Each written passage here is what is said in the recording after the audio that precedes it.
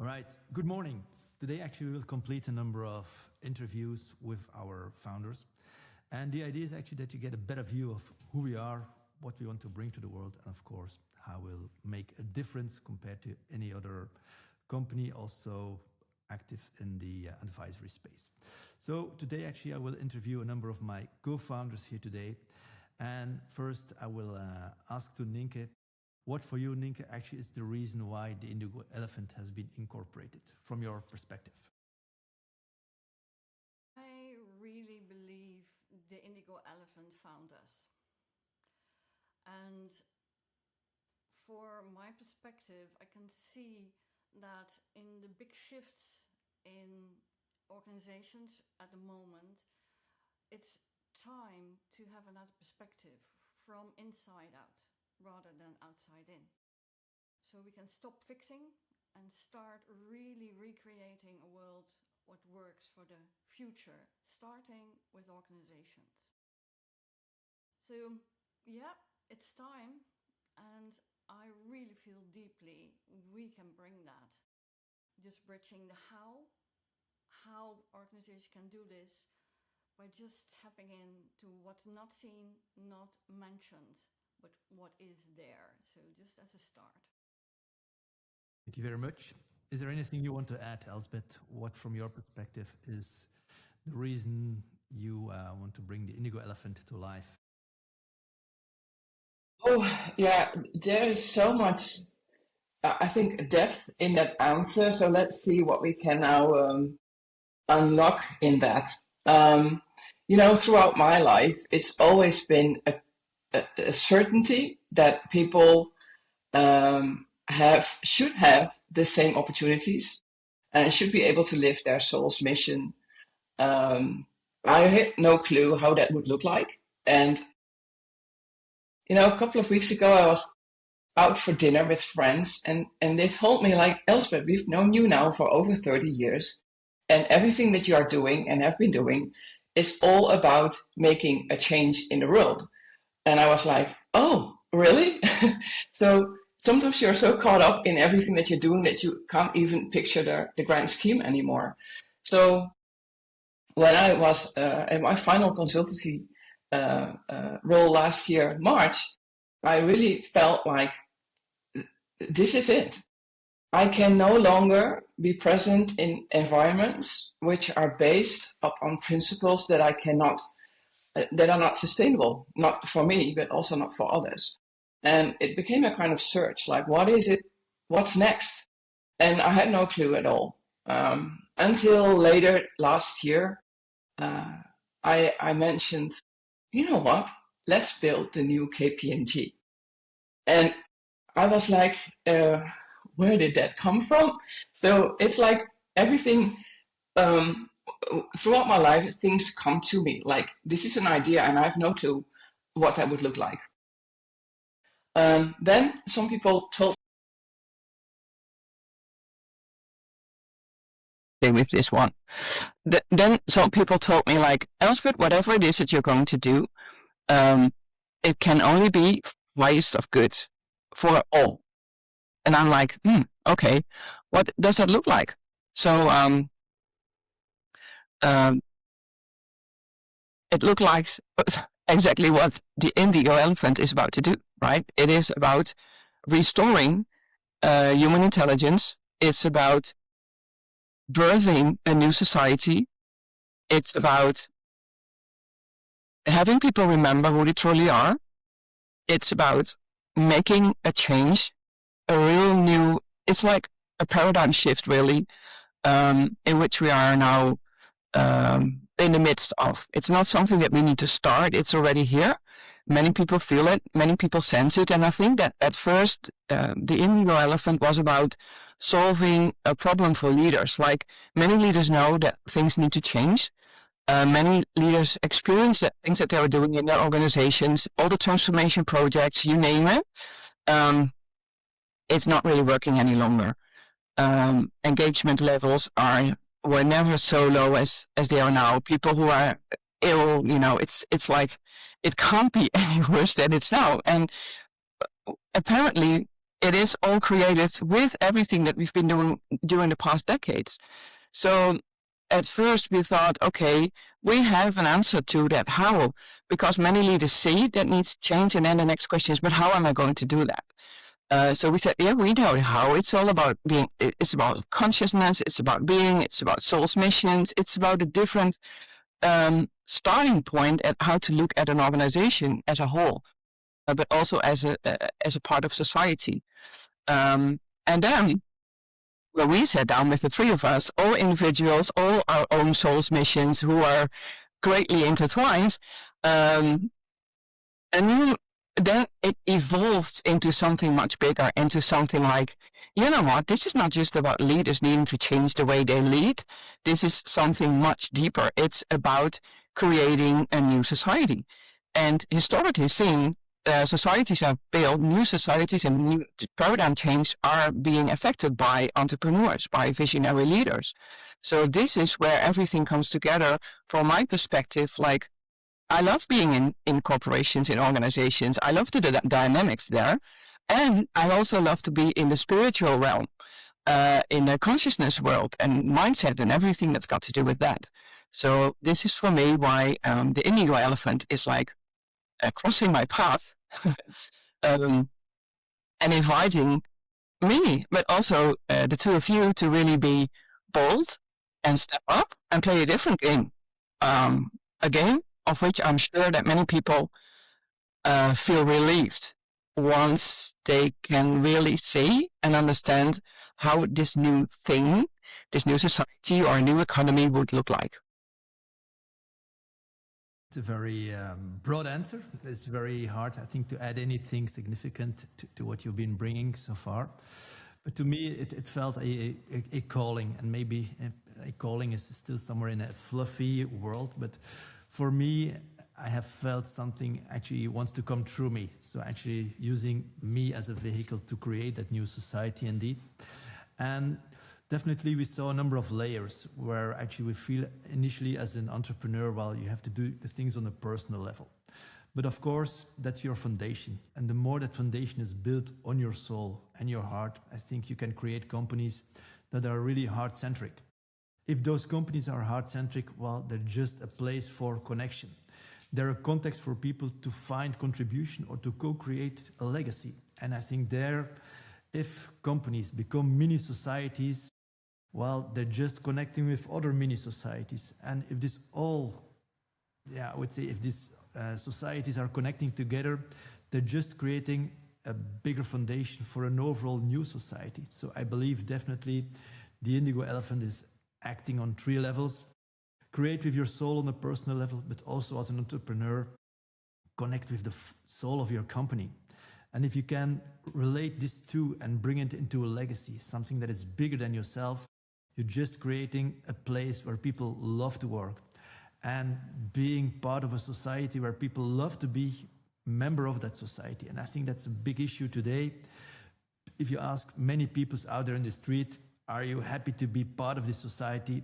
The answer is probably not very positive. But I believe there is a new way of looking at it. If we create soul-first companies, soul-led societies, it's just changing everything. Because if you're connected with your heart and your soul, you're creating flow. And if there's flow, there's just connection amongst people. And I think that's probably what everybody is longing for. At least that's what I want to bring to the world with the Indigo Elephant. I totally can see that, Mario. And if I just add something, we can only really tap into our heart, our souls, if we can pause. And in this hypersensitive society at the moment, it seems that we have forgotten to pause and to see what's really going on. There's so much impressions from the outside world that we just keep reacting to the whole thing. And for us, and what we experience in just bringing the Indigo Elephant alive is doing our inner work. So do walk the talk. So we paused, we reflected, we mirrored each other, so we can truly see what our soul's missions are, we know that from one another. I think it's super important to understand.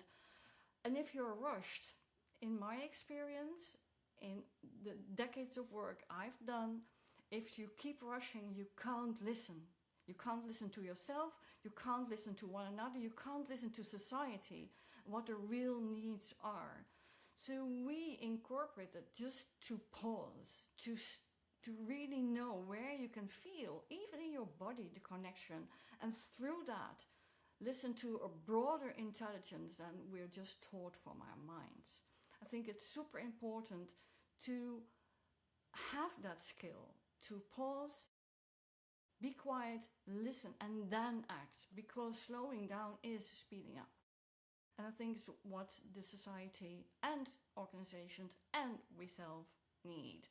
So just wanted to add that, because if we keep rushing, we are feeding our own nervous system in a state where we are always hyper alert in there's danger. You know, that's in our whole DNA, but it's imprinted from the time when there was saber-toothed tigers. And Yeah. that's helpful at that time. But now we aren't in danger all the time, but we still feed our nervous system with all these tensions. And coming to your heart, in my experience, you can calm your nervous system so you can be receptive to what's really necessary. But it's that order. Just come out of your head into your heart and then expand.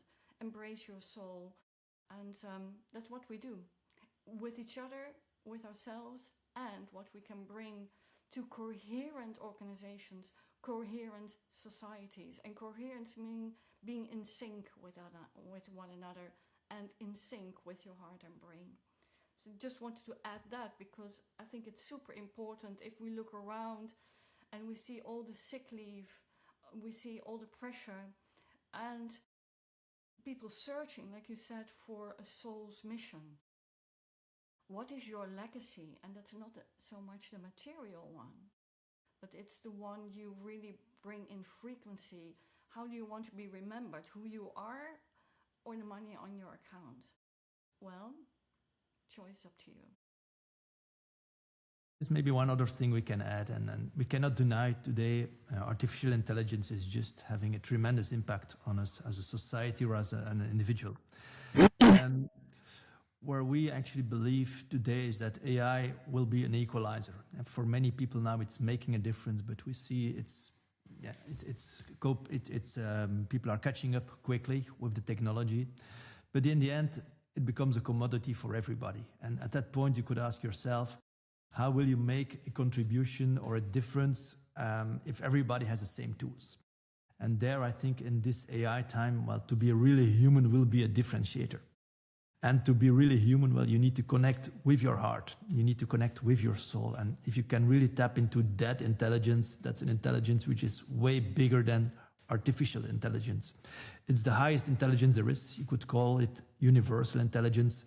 But the bridge to that universal intelligence is through your heart, not through your mind. And I think if we truly realize that our human intelligence is just superior, not in I would say, looking down on artificial intelligence, because we are great. It's an amazing technology, but what it is not bringing is connection to people. We see today in organizations where AI is really pushed, while that even retention numbers or sick leave is even increasing. So we really need to rethink on how we will collaborate or co-create with AI, because it's a tremendous risk for organizations that people will even find less meaning into their jobs. I spoke to some developers a couple of months ago, and what they say, well, AI is just brilliant, but really having the joy of having developed something which was challenging, where there's a colleague reviewing with me and finding the errors or the faults in the code, well, this was giving joy. But today, AI is doing this for us, and we're just missing this yes feeling, because AI is doing it for us. So I think it's taking away you could say the joy of creation and also creating the joy of meaning, or creating the feeling of meaning in what you do. And that's what I believe is something that entrepreneurs, CEOs do need to address in this new society. How can your company become again a context or a place for meaning? Because today AI will remove a lot of the creation joy. So there I think also we can bring models and thought leadership to that new society or this new type of companies, embracing meaning as a sort of first principle in the company rather than profit. Yeah, and eventually it will be both, of course, as long as we need money in this system that we live in. But profit will be a totally different. The way we can contribute to creating profit will be totally different, and I also think that we should take into consideration that over the past centuries, really, due to the industrialization and due to the fact that more and more people had access to all kinds of information, we felt that we were really contributing also to our own soul's mission. A soul always wants to express itself freely, and it needs to grow constantly. With AI and people feeling like I'm not needed any longer in this task, is really a profound thing, because it is demanding of us all to see like, what am I, and why am I here? And more people tend to realize that they are not living in a free society. We live in, well, many of us live in a free society, not all, of course. And we are still not living in a free society, because everything that we've been taught, everything, how systems are based, the whole paradigm is based upon lack. It's based upon fear. And it's based upon certain ways of performance. Meaning that if you don't contribute to that, then there is no money. Even worse, if you fell ill, then you get less money because you are not contributing. So this, I think more and more people tend to realize that this is kind of, pardon my words, a fucked up system, because you are not free. A soul is only free when it really can express itself freely, without boundaries, without a certain set of rules that someone, politicians, governments, I don't know, who came first to mind, this is the way we should do things, and that it's no longer working anymore. This is also the reason why many people step out, also in leadership positions, step out of the organizations, because their soul cannot land there anymore. And then they try to set up their own business, or change into consultancy or in coaching or everything that comes with that. And what I would hope now, with the understanding of how we can contribute to the organization as a whole, as a mini society on a different level, this will also ignite again that spark in those leaders who think, but this is something new.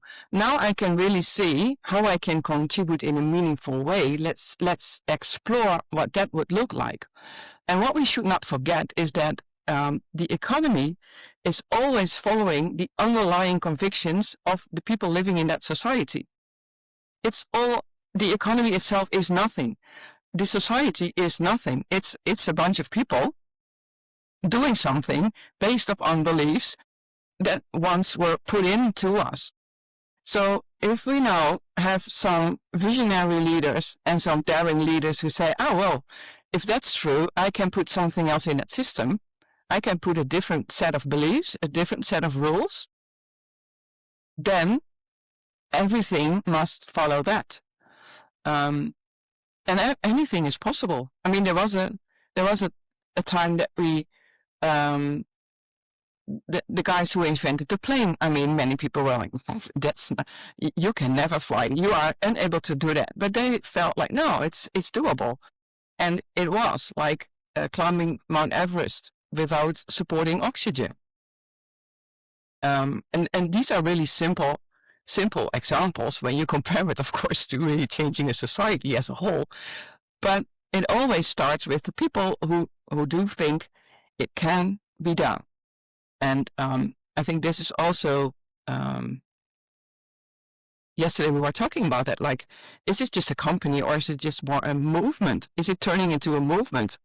Well, we don't know, but the idea is I like the idea of that. So yeah, take it to a broader scale. Well, when I reflect on that idea, if it's a movement, it's only, you only can really move people when you are moved yourself. When you are moved yourself is when you feel something different. And that's where we not only want to create hope, but where we want to create a feeling that people maybe are missing, and it's the connection with themselves. I think many people, including myself for a couple of years, you could say we have been living in our minds way too much. And one of the biggest, you could say, parts of the bigger inner work we have done over the last couple of years is finding back the way from your head to your heart. And that's what I hope for everybody actually in this new society, is that we find this other direction back from our head to our hearts, to our souls. And when you feel there, you are moved, and in a way you have maybe not, or in a long time, not anymore, is feeling that connection with yourself and feeling connection with others. Because today's society has created a society of separation where we are just need external validation to be something. And that as a principle, you could say, well, as a soul, you are contributing for sure. And that's today, you could say, a paradigm that that has been imprinted in our heads. If you don't have a big car, if you don't have a big job title, if you don't have a swimming pool, you're just nobody in this society. And there, I sincerely hope that when people are really feeling that connection with the bigger picture, with, you could say, the collective consciousness, that's probably a good starting point. Because at that moment, you cannot say, we have a planet or we have a nature. You are the planet and you are nature. And if you realize that by taking away from others their nature, their planet, you're also taking nature and planet away from yourself. So the moment you realize we are in this together, there's no others, there's just us. And I think that's also one of the key principles of this new society, is a sort of collective realization that there is no other, there's only us, and we have to take care of each other, to take care of us, and to take care of ourselves.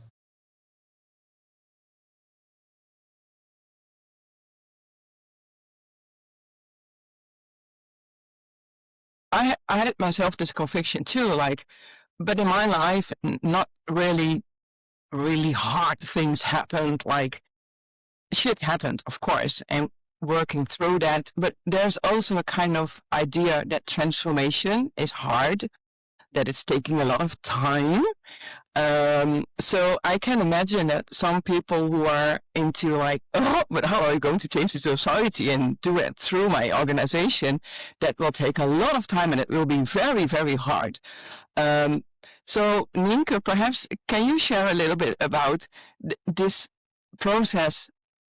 You can either look at from really phoenixing from the start onwards, like completely die to the old and rise like new, or how do we do it when there is not the need to completely die, and see, okay, how can we implement this with everything that we already got? Because I'm convinced that all the parts that we need to make this transition are already there.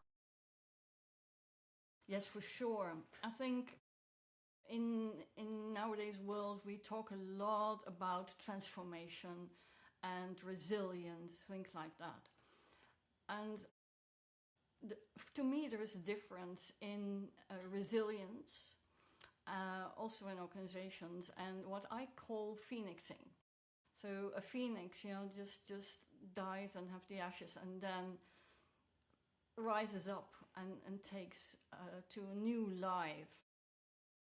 Resilience is really the capacity to bounce back if you face adversity.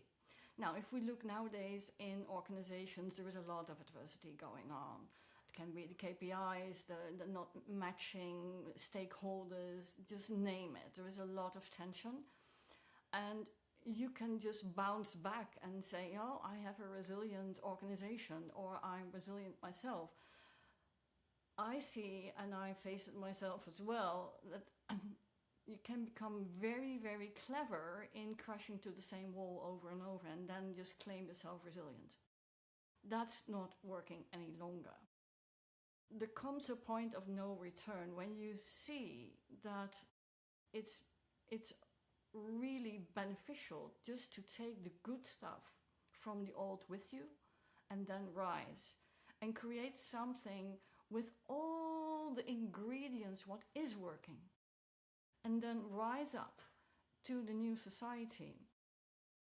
There is so much going on, and if you stop being resilient in crashing yourself into the same old wall and just reinvent yourself and just start going up, it's the same as transformation. If you have a caterpillar and you become a butterfly, it's a point of no return. A butterfly never becomes a caterpillar anymore. So you go through something and you just create something new. And from the old industrial economic model, this is the point, even with AI, that labor isn't valued in the same way. Things are changing. The mind has been dominating the economic model in just what we sometimes see in the homos economicus. You know, it's the human economic model.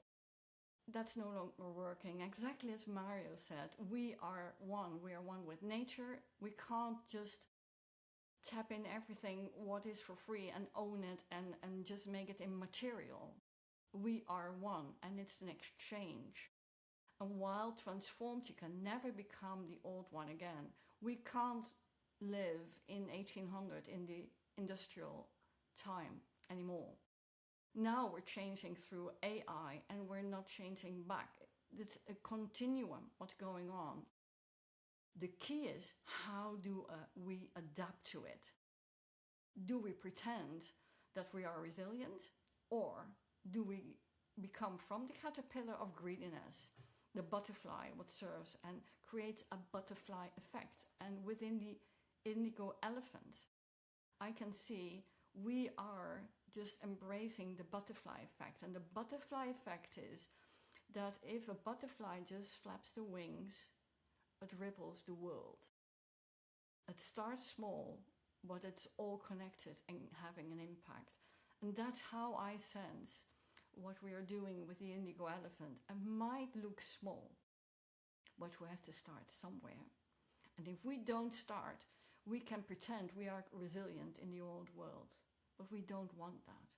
We want to tap into our souls and just be the butterfly and start rippling now. Exactly. And this is nice because as the three founding partners, we all have our own specialties, of course, and our own ways of being. Mario is really the eye-opener. Nienke, you are the stabilizer, and I'm more the catalyst. So everything starts from a soul level and a legacy level. That's our conviction, because once you are really tapped into that, then things are moving like, of course you have to do something, but you are being guided towards next steps. So Mario, your experience is already with working with leaders, C-level leaders and business owners in really uncovering their legacy and their soul's mission. Perhaps you can share a little bit about your experience with what people experience when they truly can lock into that mission again? Yeah. Well, I would say it has been an uncovering process for myself in the first place, the last couple of years. And already that experience has brought so much in my life, just in leading a life from your mind versus leading a life from your soul is making a tremendous difference in terms of meaning and you could say a deep sense of fulfillment. And what I feel with many entrepreneurs, for many of them, actually, you create a company somewhere from a mind perspective, maybe from an ego perspective, to look good or to have a lot of money and to have a lot of material capabilities. But at a certain point, you ticked all the boxes. You have the success, you have the cars, you even have the investments. You have probably even more money than you ever can imagine that you could spend in your life. And at that moment, I see a number of entrepreneurs I worked with that are realizing, well, I always need something bigger to have like a temporary shot to give a kind of satisfaction. But satisfaction and meaning are not the same. You could say satisfaction is something external that you need to give like a short-term dopamine shot. And then the problem is, of course, you need another one, bigger and probably faster. So actually it's a perpetuum mobile that is never stopping. You have never enough and you always are lacking something. And the big shift I felt in myself, but also with many entrepreneurs that have been able to connect with their soul mission, is that if this meaning is coming from inside, it's already, even in its smallest form, it's already contributing to a feeling that you have never felt from the outside. So if you are feeling you are co-creating from your soul, it's different than when you are creating from your mind. And the biggest thing I see with entrepreneurs is that for a long time, there's a kind of calm in them they haven't seen for many years because they're not reaching out, I need to do the next thing. From inside, they know I have created something for my soul and this is giving meaning, which is calming them down. So, which of course is for many of them, you could say maybe for the first time in 20 years, as it was for me, I could be just there with myself without thinking what I have to do next, which is making you could say a big difference. Because as an entrepreneur, of course, you always want to create, but you can never be happy with what you have because you always need something bigger. And that's what I saw with many entrepreneurs. You have like a feeling of fulfillment. You are fulfilled internally, and it's giving you a level of calm and meaning that you haven't felt in a long time. So I think that's one thing. A second thing that I realized with people is when they start uncovering or discovering their soul's mission, they're just thinking way deeper into their life. They start thinking, what will I contribute at the end of my life? What will be my legacy? And for many of them, the principle of legacy is changing completely. Many of them think it's the financial legacy I need to bring at the last 5 years or 10 years of my life. What will I give to my kids or what will I give to the family? But at the moment they realize their legacy is not only financially, but it's what they have been bringing to the world, what they have been contributing, what's the workplace they have created for meaning for the employees. It's just a different ballgame because they know they can start building their legacy right now from their soul. And that's a tremendous leverage on their, you could say, on their professional career. Because if you know that even when you are 1 year in creating your company, you already start building that legacy. It's something bigger than you. And that's what we often see. If you can do something for somebody else, sometimes you go even the extra mile.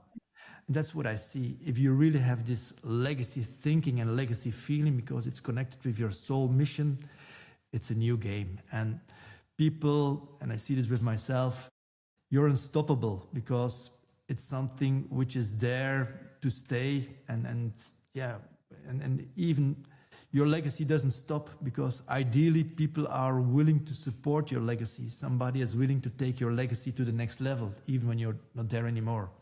That's why I also believe the Indigo elephant is not a one-day fly, because it's our legacy, and we are building in this life, as long as we live, probably to that legacy. But we hope some other people, some other visionaries like us, will take that legacy to the next level once we are going to the other side. So, in summary, Elsbeth, I think finding your soul's mission is opening a door to a legacy. And when your business is becoming a legacy, that's probably the biggest present you can give, both to yourself, to your business, but also to society. Well, great. Yeah, definitely. I can so relate to everything that you're saying, of course. And luckily, this is an unfiltered video, so that's why I can keep putting this thing back in my ear. What came to mind when you were talking about this is that it's not just leaders who come to a conclusion that current systems are obsolete or are at least at the end of a certain life cycle. It's throughout society. More and more people, all levels in organizations, where and even people who are not even in organizations, go to all kinds of seminars to uncover who they truly are, what they are capable of. It's in the realm of health, in the realm of creativity, it's in setting up businesses, it's in everywhere. So more and more people are eager, and we also see it especially, I think, also in the younger generation, who wants to find meaning in their work.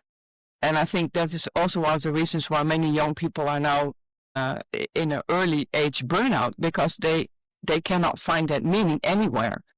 So this is one of the reasons also, I think, that leaders should be daring to step up and play a bigger game, and not shy away from that, not having this part of your personality at home, like sensing this is truth, your consciousness, your awareness, your link with higher intelligence, your meetings with your reader or whatever psychic people you consult, but that you bring that into the business and that you dare to speak up about that.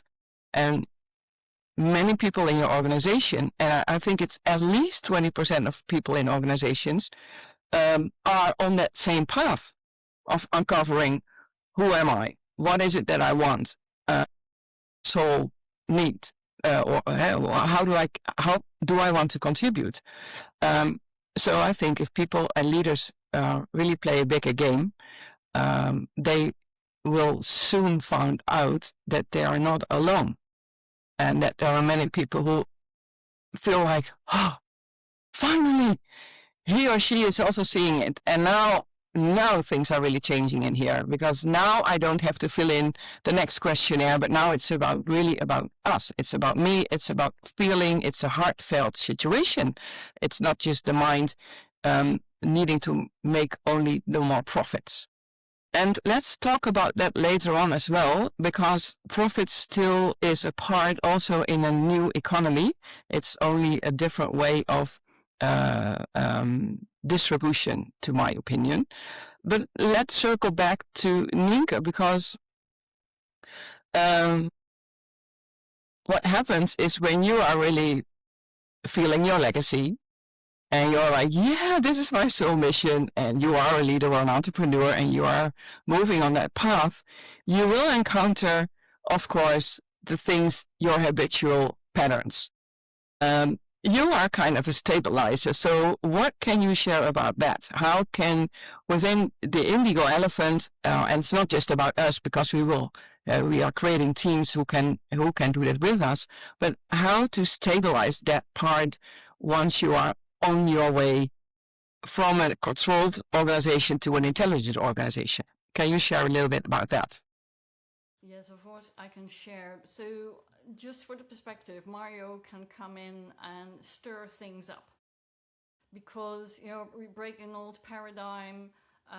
Then you might wonder, everything what seems secure and a direction is either crumbled down or is no longer the purpose.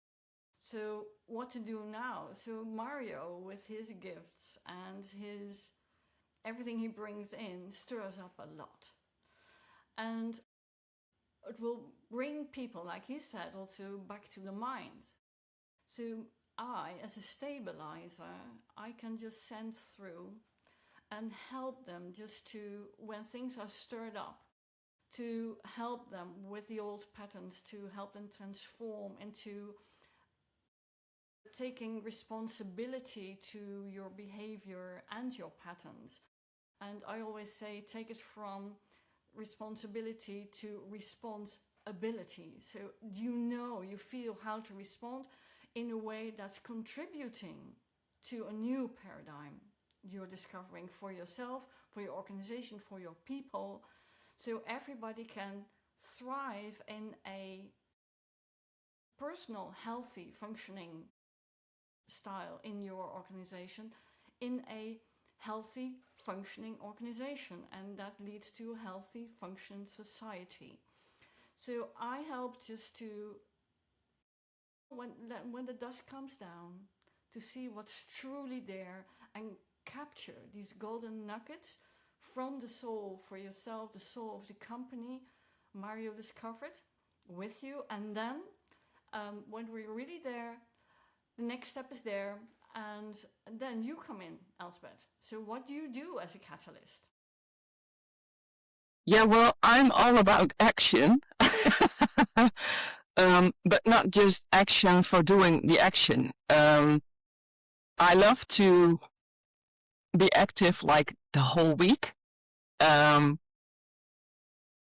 the most strange hours.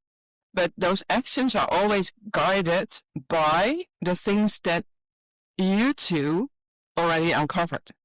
So it's not, I see that so many times we are busy with all kinds of stuff, and we're not even asking ourselves any longer, does this really add up to something that we want to achieve? It's being a catalyst. It's about making visible the new path, but it's also like, how can you take that steps on that next path? And also to be very much into the creative part and not so much the reactive part, because especially also in these projects, you will also encounter the people who are like, oh, you can never do this, or how do you think that this or that can happen? And it's always good to then redirect, not to reactive mode, but to creative mode.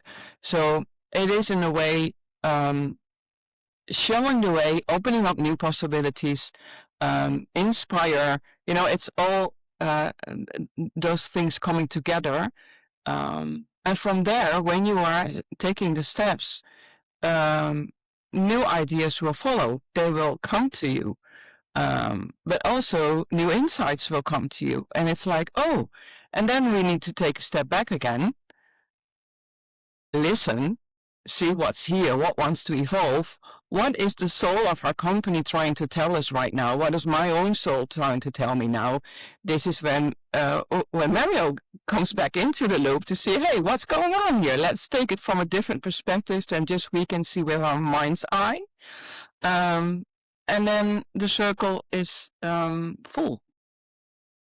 And I think when you would ask me, like, what is unique in the Indigo Elephant and the way we build this organization and how we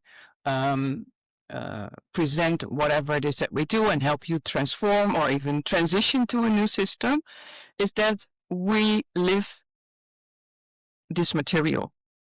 We embody everything that we do, everything that we say, and everything that we learn is put back into, this is something new, and we can add it up to whatever it is that we want, because the soul never stops to grow unless we choose to. So this is a kind of mountain with no summit. We can go on and on and on until the point that we feel it's done. And like Mario said, this is really cool about creating a legacy. There will always be be other people who like, let's move this also to the next level.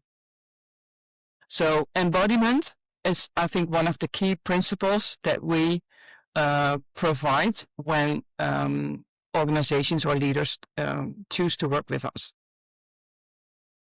I also think it's important to be concrete. So what are we doing? Just to the point. What are we doing? So what do we offer? How do we support organizations, individuals, teams? What do we do?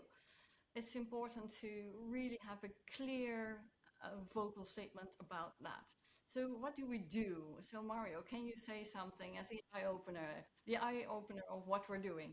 Yeah, well, maybe just as a really premiere, I don't know how you call it really in English, but today actually we can announce on September 17th, there is the Indigo Elephant Summit, where we really have as a central theme how your business can become a legacy. And we will invite international speakers really to contribute to that topic. So, and there, of course, if the message of what we bring here today resonates with you, we invite you there to participate in this. So it's in the afternoon, so also our international colleagues from North Americas can join us for this. On the other hand, I think today, and that's really, I'm grateful, really, Nienke, that you are taking this initiative back on again, is our Monday week start. So there we have what we call the Indigo Heart Activation.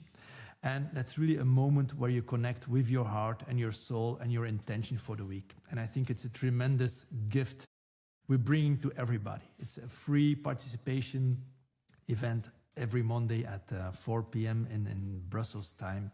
You can connect with us, you can connect with your heart or soul, but also with this peer group of people that are really want to live a soul-led life. And that's, I would say, a second thing. And I will leave a number of items also for Elsbeth, but one of the things there which is really making a tremendous difference is what we call a soul architecture scan. And what I believe, as you want to build a life of contribution, it's the core of this, you could say, is having a good understanding of what your soul mission is. And actually, I help you to bring it very clear, what is it here that you are meant to be? And actually, how can you connect this with the soul of your business? And if you really can create this interplay between your soul and the soul of your business, you're in a new game, and you are really creating this foundation for your legacy. So I really invite you as an entrepreneur to take this occasion there to have us, to have this, you could say, it's like an invisible layer that is underwater for many people for most of their life. So actually, I'm bringing down the water level to really see all parts of you. And then there's another part which I will leave to Elsbeth to explain. And this is our masterminds. And I definitely think Elsbeth has done a lot of masterminds in her life. So she knows very well what the masterminds are all about. Yeah. Well, it is... we thought it might be a good idea to introduce the masterminds again, because it gives room for interaction, it gives rooms for understanding, for inspiration, and to really have a broader conversation together with leaders, global leaders, or leaders globally, who are really feeling something in our message, like, yeah, you know, this might be something that I would like to introduce in my organization or in my new to build organization. So what we envision with the masterminds, it's small groups, and we will guide the conversation. We will have a small topic, of course, always within the realm of creating that unity, consciousness-led organization, the soul-based organization or economy or society. And we'll have someone, if that's applicable, on the hot seat, and we call it the heart seat, to really go into depth. We all have, it's like this is the unfiltered version, so my phone rang as well. So it's like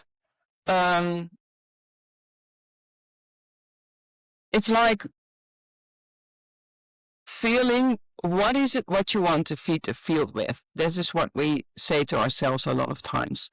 So in this mastermind, we feed the field with possibility. We feed the field with connections, so that you can meet like-minded people. Because this is energetically important. Once we have more hearts tuned into the same ideas, to the same energetic levels, to the same frequency, things start to move faster. So this is also one of the things that is happening within the mastermind. It's not so happening within the mastermind, it's a result of. And we especially invite leaders who are in deciding positions to be part of the mastermind, and we will curate it in such way that we put the people together whom we know are meant to be together. This is the same.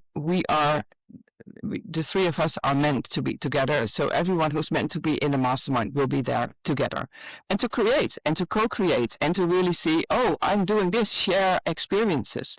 So this is something we will start in August.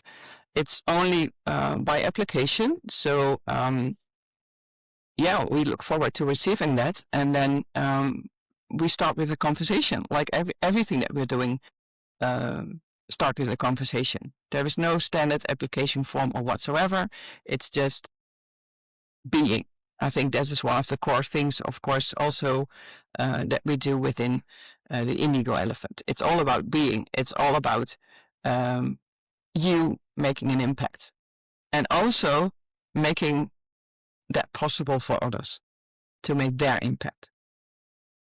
Yeah, can you elaborate too on our what we call our organizational architecture scan, so which is really helping organizations and leaders to bring clarity from a very broad perspective on where they are as a leader, but also as an organization?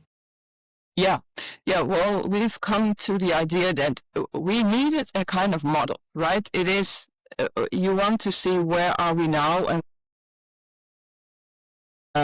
and so we created a kind of spectrum from an intelligent organization as a result, finally, and starting in a controlled hierarchy organization. And there are certain levels in between.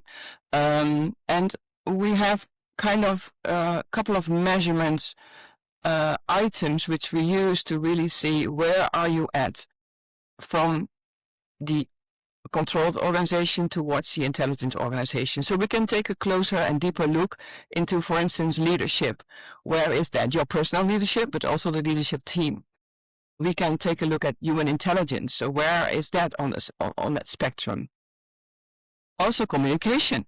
Communication is, of course, one of the things that is so super important in organizations. Is also always part of any kind of surveys, etc.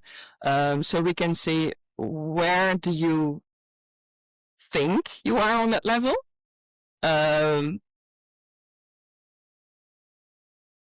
Perceive you are on that level. Where do others perceive you are on that level? So we can also bring into the occasion all kinds of reports that are already there. We can take the former measurements or the recent measurements into that as well. And then, of course, we can see it from a soul's level and an energetic level in the undercurrent. What is going on there? It's also about ownership. That's also something that we can measure in that spectrum. So there's a variety of things that we can do. And what we usually do when we come in for a full assessment, because this is, the soul scan is really the basis, and then we go deeper into the organization. It comes also with interviews, because we also want to know on a just a human level, like really in this realm, talking to each other, what pops up. And when we listen, we can filter the beliefs that are underlying. So we can then also match what is being said with the reports that are already there, and with the scan, the assessment that we make on an energetic level, on a soul level. So it is interviews, it is using the reports, it is making that whole new assessment based on that model for the team or for departments or for the organization as a whole. And this will give you ultimately the real guidelines, what needs to be done on the several aspects, because you are not your organization as a whole is not on one level. All the various parts are on various levels, and we can then really filter easily what needs to be done and what is really effective. Because this is something, of course, that we all know. Like, we are turning this radio set, and then it's like, we hope that this will be eventually better. With the way we take that assessment, we can now really address for sure, this is what you need to do. And then we can take it steps further into guiding that transition as well. But first things first, of course. And it's always, it's to add that it's not just a leadership journey.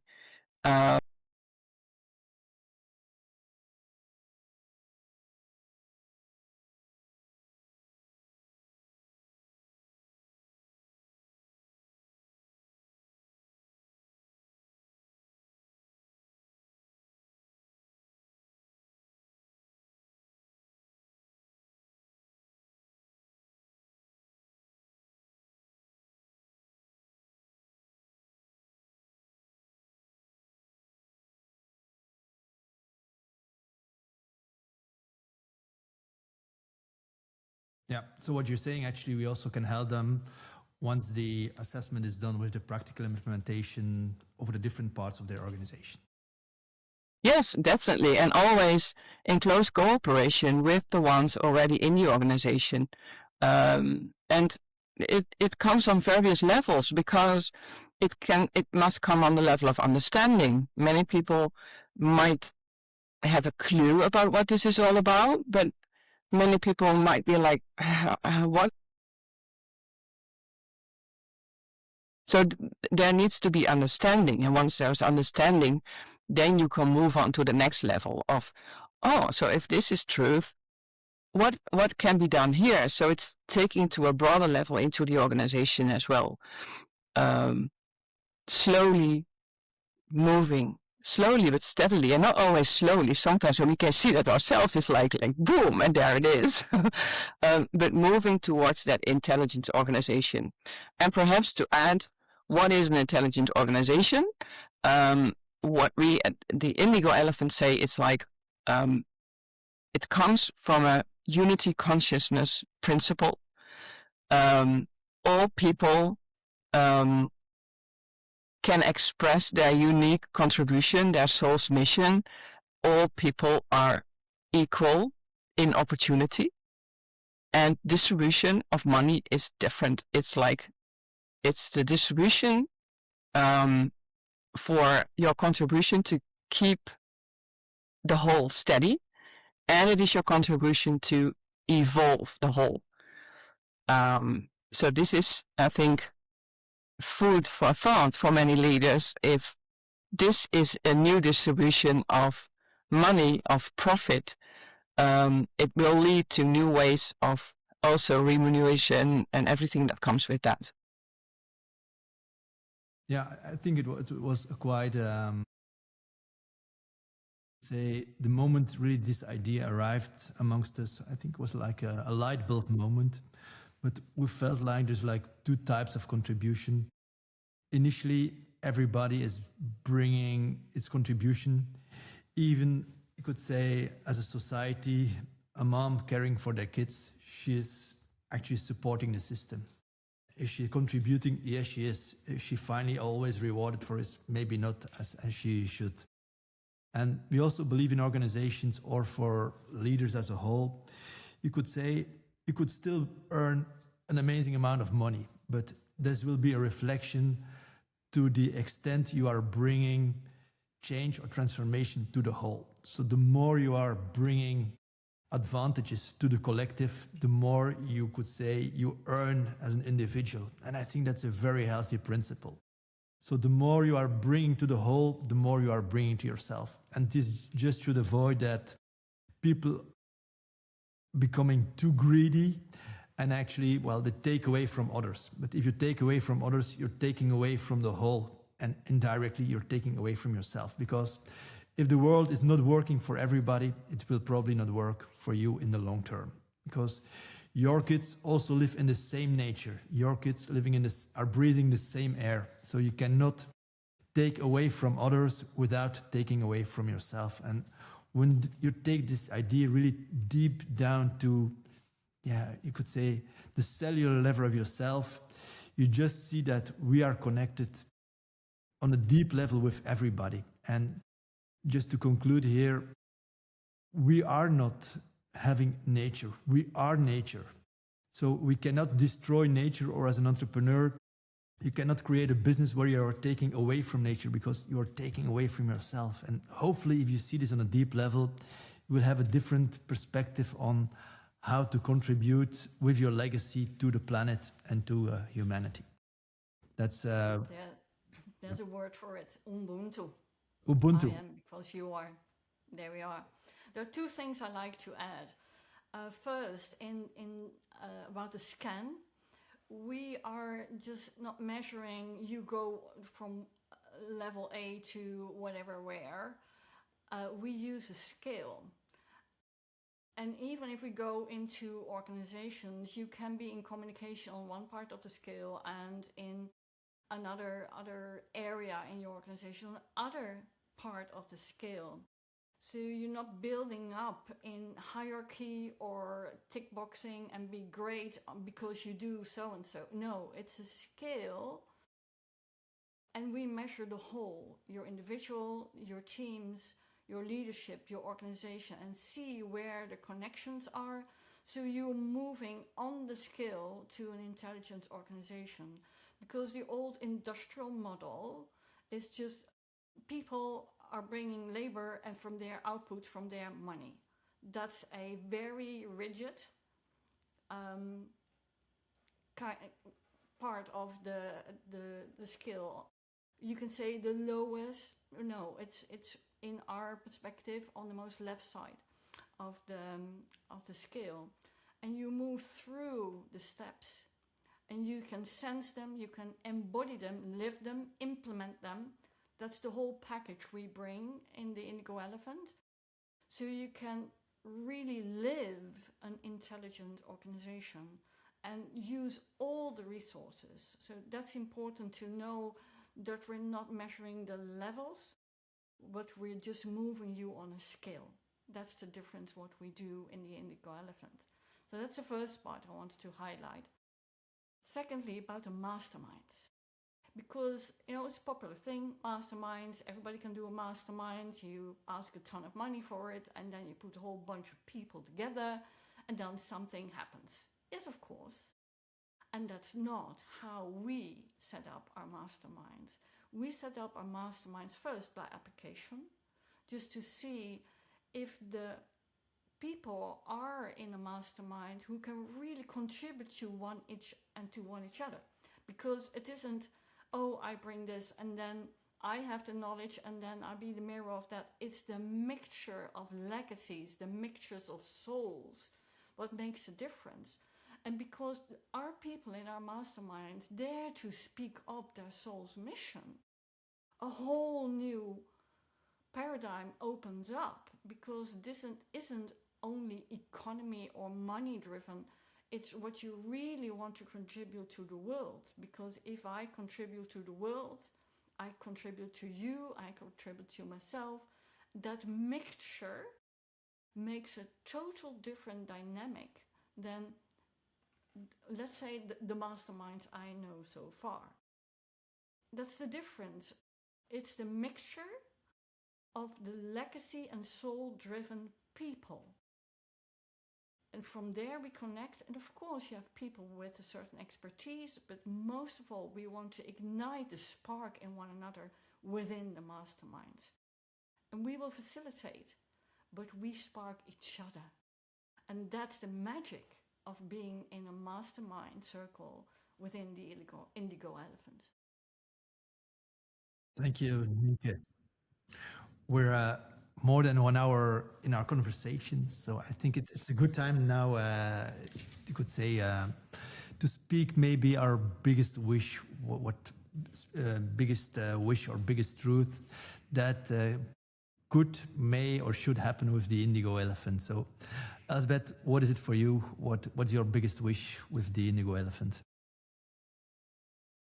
My biggest wish is that we are part with this company, with this movement, in really transitioning the society as we know it into a society in which there is equal opportunity, there is unique contribution, there is really that oneness consciousness, so that my kids, and not just my kids, but all kids in the world, can really live in a world where they can really be themselves and explore what that looks like to really truly be you, not being part of a kind of rat race, but just live your own rat race and be happy with that, and know that many and all, and with doing that, contributing to the whole, and that you are enough as a human being here. That is, if I would be like 90, sitting on the porch, enjoying the sun, is like, holy shit, we did it. Yeah, that would be cool. Thank you. Nienke, what is it for you? My biggest wish for the world is that they can find a space where they can pause and be truly in connection with themselves, to really feel their soul's mission and feel the freedom without any fear to express themselves, so they can truly contribute what they're meant to do on this planet. Because everybody has a contribution, even if you don't know yet, even if you feel that you're just labeled by your diplomas or your upbringing or the part of the world you live in, but just to express as an individual to the whole, in freedom, from love without fear, from our hearts, in connection with one another, but most of all, include all people, because everybody is unique and everybody has a contribution. And I would love to see the whole world in freedom of this expression, so we create a better future for all. So that's my wish. And how about you, Mario? I would say first mic drop after your both your statements. I think it's probably easier and even more condensed. I think it's just a world that works for everybody, because you could say today there's a lot of people where the world or where the system or where the society is not working, and I think every soul deserves to live its soul mission here to the greatest extent. And if you can contribute with this, with the Indigo Elephant, that's probably my greatest meaning I can give to my own life, is creating a world that works for every soul. And that's just for me it in a very condensed way. Okay. That's beautiful. There's one more thing I would like, it's another one more thing from me.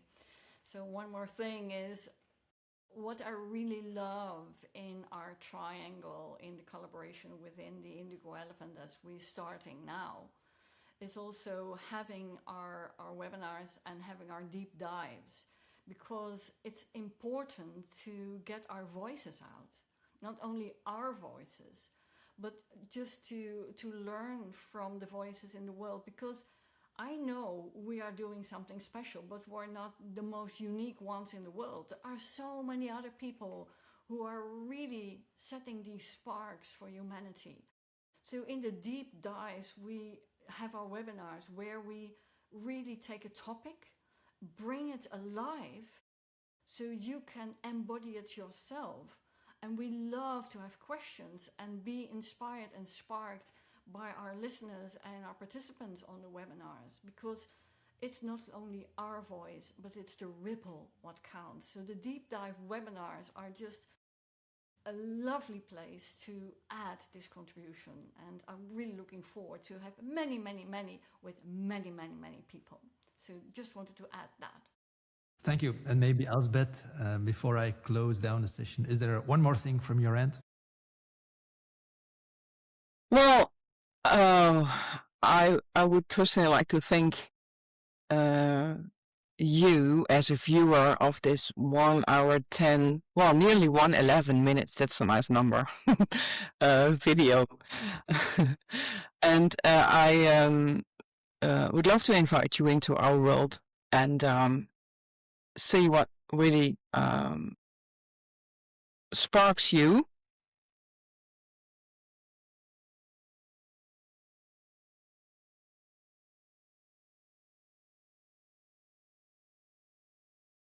Thank you very much, Elsbeth and Ninka, for being part of this Indigo Elephant together with you. I think we are on a tremendous soul mission, on a tremendous legacy, and I hope many others actually will join us in bringing this to the world. Thank you very much.